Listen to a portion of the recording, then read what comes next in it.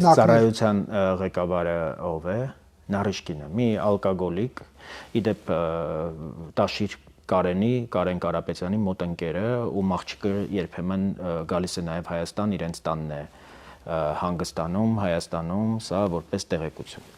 Այս մարդը, այո, իրենք ընտանիքներով շատ մոտ են։ Դա ինձ պատմել է Կարեն Կարապետյանը, որ իրենք ընտանիքներով շատ մոտ են, դեռ այն ժամանակ, երբ նա Պետդումայի խոսնակն էր։ Բայց ավելի առաջ գնալով այս մարդը նաև մենք տեսանյութեր ունենք Նավալնիի հրապարակումների համաձայն, մարդը ադրբեջանցիների ուղիղ այսպես ձեռքին նայող, նրանց հրավերով շոքեբաղնիքներ այցելող պաշտոնյա է։ Ես իհարկե ուզում եմ, որ Հայաստանը իր գերկախվածությունը Ռուսաստանից նվազեցնի։ Մենք 80%-ով կախված էինք ցորենի ներկրումը կատարում էինք Ռուսաստանից։ Ես կարծում եմ, որ մենք Ռուսաստանից էլ պիտի ներկրենք իհարկե, բայց պիտի ղազախական, ուկրաինական, կանադական, ինչու՞ չէ, եթե էժան է, եթե մենք կարողանում ենք ճանապարհների հարցը լուծել, լոգիստիկ խնդիրները լուծել,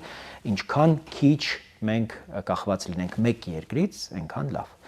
Բայց իհարկե ես հիմա շատ մարզեր եմ այցելում, մեր գլխավոր խնդիրը պիտի լինի այդ 20% սեփական արտադրությունը ավելացնել, գոնե դարձնել կես 50%-ով։ Մնացածը կարող ենք ներկրել դրսից եւ ռուսներին պիտի ուղղակի հորդորել, որ իրենք չանհանգստանան։ Կարծում եմ սա Հայաստանի սուվերեն որոշումը պիտի լինի եւ դա բացառապես մեր իրավազորության հարցն է։